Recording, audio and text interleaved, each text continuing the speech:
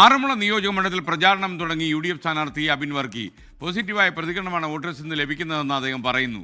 ലേറ്റായി വന്നാലും ലേറ്റസ്റ്റായി വരാമേ എന്ന് പറയുന്ന പോലെയാണ് അബിൻ വർക്കി 24 പറഞ്ഞത്. ആറന്മുള നിയോജക മണ്ഡലത്തിലെ UDF സ്ഥാനാർത്ഥി അബിൻ വർക്കിയുടെ പ്രചരണം ഇപ്പോൾ പുരോഗമിക്കുകയാണ്. ഇന്ന് രാവിലെ ജില്ലയിലെത്തിയ അബിൻ വർക്കി മണ്ഡലത്തിലുടനീളം പല സ്ഥലങ്ങളിൽ പോയിട്ട് വോട്ടർമാരെ കാണുന്ന തിരക്കിലാണ്. അബിനെ, എങ്ങനെയുണ്ട് ജില്ലയിലെത്തി? തീർച്ചയായിട്ടും വളരെ പോസിറ്റീവായ റെസ്പോൺസാണ്. ഇന്നിപ്പോൾ പെരുന്നാളായ കാരണം പെരുന്നാളിന്റെ സന്തോഷത്തിലൂടെ പങ്കെടുക്കുകയാണ്. വലിയ അനിശ്ചിതത്വം അല്ലെങ്കിൽ പ്രതിസന്ധി കാരണം LDFും BJP ഒക്കെ ഒരു പ്രാഥമിക റൗണ്ട് പൂർത്തിയാക്കാറായി. നമ്മൾ തുടങ്ങുന്നതേ ഉള്ളൂ. അപ്പോൾ എങ്ങനെ മുമ്പോട്ട് പോകും? നമ്മൾ ലേറ്റാ വന്നാലും ലേറ്റസ്റ്റാ വരുമെന്നല്ലേ. നമ്മൾ ഇറങ്ങിയാൽ ഒരൊറ്റ ഇറക്കമായിരിക്കും. അതുകൊണ്ട് ഇതൊന്നും കുഴപ്പമില്ല. ആറന്മുളയെ സംബന്ധിച്ചിടത്തോളം ഇത് ഐക്യ ജനാധിപത്യ മുന്നണിയൊക്കെ വലിയ വേരോട്ടമുള്ള മണ്ണാണ്. നമ്മുടെ പ്രവർത്തകരെല്ലാവരും സുസജ്ജരായിരുന്നു. പിന്നെ സ്വാഭാവികമായിട്ടും കോൺഗ്രസിന്റെ സ്ഥാനാർത്ഥി പട്ടിക അതിന്റെ ഡ്യൂ പ്രൊസീഡിങ്സിൽ വന്നത് ഇന്നലെ രാത്രിയാണ്. പക്ഷെ പ്രവർത്തകരെല്ലാവരും വളരെ സുസജ്ജരാണ്, ആവേശഭരിതരാണ്.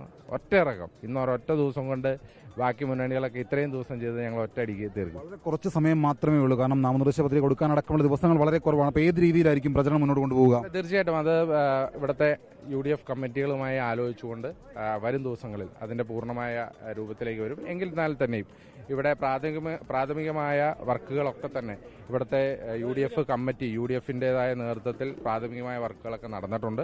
അപ്പോൾ അതുകൊണ്ട് തന്നെ സ്ഥാനാർത്ഥി വരിക എന്നുള്ള ഒരു ചടങ്ങ് മാത്രമാണ് ഉണ്ടായിരുന്നത്. അപ്പോൾ UDF പ്രവർത്തകർ അത് ഏറ്റെടുത്ത് ബാക്കി കാര്യങ്ങളൊക്കെ ചെയ്യും. ഇപ്പോൾ എതിർ സ്ഥാനാർത്ഥികളായിട്ട് മന്ത്രി വീണ ജോർജ്, കുമ്മനം രാജശേഖരൻ, അങ്ങനെ സീനിയേഴ്സ് ആയിട്ടുള്ള ആളുകളാണ് എതിർവശത്തുള്ളത്. അപ്പോൾ എതിരാളികൾ എങ്ങനെ കാണുന്നു?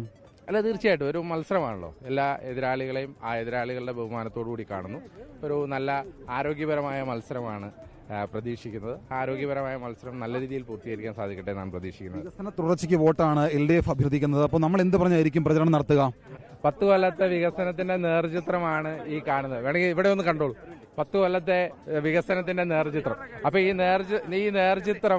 ഈ നേർചിത്രം വന്നു കഴിയുമ്പോൾ നമുക്കറിയാൻ പറ്റും ഈ നാട് എന്തിനു വേണ്ടിയിട്ടാണ് വോട്ട് ചെയ്യണേ എന്നുള്ളത്. അപ്പൊ ആ ക്രമീകരണത്തിൽ തന്നെ, ആ ആലോചനയിൽ തന്നെ ഈ നാട് വോട്ട് ചെയ്യും. ആശംസകൾ. അപ്പോൾ അങ്ങനെ അബിൻ വർക്കിയുടെ പ്രചരണം ആറന്മുള നിയോജകമണ്ഡലത്തിൽ പുരോഗമിക്കുകയാണ്.